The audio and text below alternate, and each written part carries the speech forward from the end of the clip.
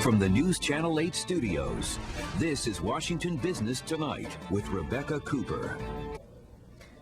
Good evening and welcome to Washington Business Tonight for Wednesday, February 11th, 2009. I'm Rebecca Cooper.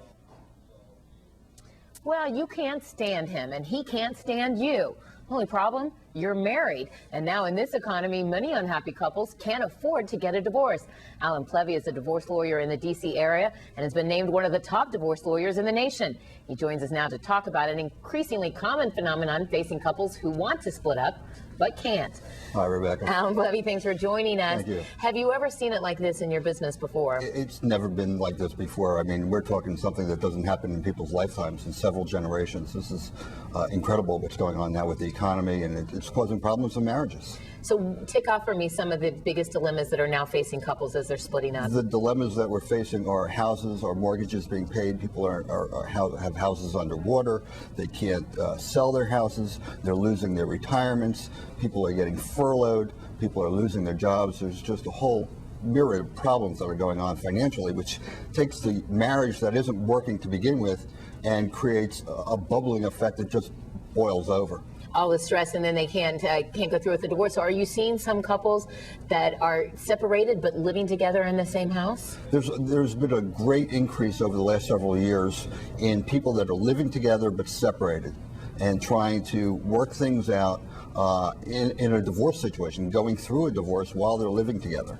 And do they bring dates home? No, they leave their dates away. You don't recommend that. Well, let's talk about that whole phenomenon of houses underwater, meaning that the amount that you owe on the house is more than the house is worth. More than the value, and also when you sell the house, even if it's worth the same as the mortgage, when you sell the house, you have costs that are involved, sales commissions, for instance, that are going to take away from the pot of money that you thought you had 2 years ago that you no longer have. So couples divorcing used to fight over people wanting the house because their house was the biggest asset. Now you have couples fighting over who gets stuck with the house? Well, who gets stuck with the house and who gets stuck with the debt? Or we're trading debt for a house. I had a situation last week where we were talking about the wife keeping the house and taking over the debt from the marriage, and the husband just walking away from his equity in the house. There was some equity in it, but she was going to take the debt and the mortgage and the house, and he was going to walk away clear. Is there any silver lining in this? I have friends who decided to divorce and stayed in the same house, not because of the economic recession, but because they both really loved the house and no one was willing to give it up. And eventually, over time, they reconciled, and now they're back to being, I suppose, happily married. I love stories like that because I do divorce law, but I like to see people be happy and going to marriage counseling if that's going to work. Also, we have a lot of kids and families, of course. Yeah. And that becomes most difficult. Well, so does this give them an added incentive to stay together and find happiness, or does this just make them stay together and be all the more bitter that they're stuck with each other? Unfortunately, I think what I'm finding is it just makes people more miserable. They're having to stay together. They can't move out. The devil you know is worse than the devil, is as good as the devil that you don't know. You don't know where you're going to live. You don't know what's going to be with the children, where you're going to get a job, and the finances are incredible. So before you came on the air, you and I talked behind the studio about one of the phenomenons that you're seeing, and that's boarders moving into homes either before the divorce as they're trying to make up mortgage payments, or once they're separated and one spouse will be living in the house and bring someone in, the mother-in-law, all kinds of different people. What's your advice to clients on that?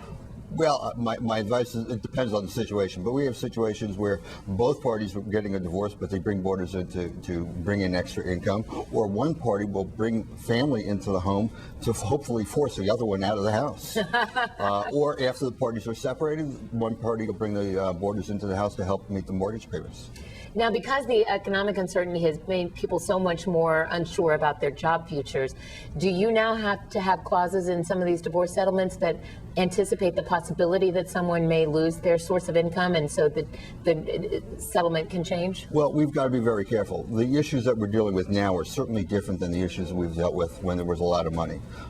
Yes, you want to make sure that if we're providing for alimony, that alimony may be modifiable, or if we're giving up alimony now because I'm now furloughed, but situations are going to change, then you make an agreement modifiable. If you go to court, however, depending on what the judge may do, it may or may not be modifiable. And what about the children? Are you seeing parents arguing more over things like whether or not they're going to send the kids to private schools or private universities? Does that come up in the divorce proceedings? Well, we have situations, of course, where we've got children in private school and they are no longer can stay in the private school because of money. We also have situations with custody. In both Virginia and Maryland, if you have a certain amount of days per year, then you have to pay decreased custody. Decrease child support, I mean. Lots of problems and dilemmas to solve. Good thing you're a good divorce lawyer, Alan Plevy. Thanks so much for joining us. We'll be right back with more on Washington Business Tonight.